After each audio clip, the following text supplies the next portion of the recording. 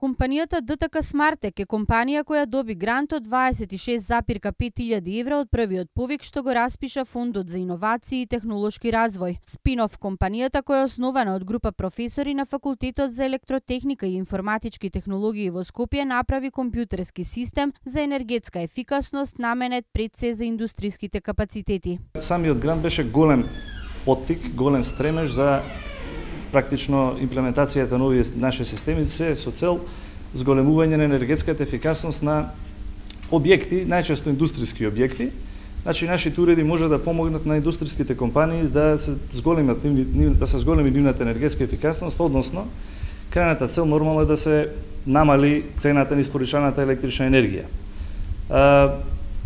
Повторно јас би сакал да кажам дека без Фондот за иновации, без помошта на Фондот за иновации, овој уред генерално можеби до сега не би постоел, затоа што финансиските средства кои што ги добивме навистина беа од голема помош. Имавме можности да вработиме и други лица, имавме можност да купиме некои технички уреди, материјали и така натаму неопходни за инсталација, односно за изработка на ваков уред.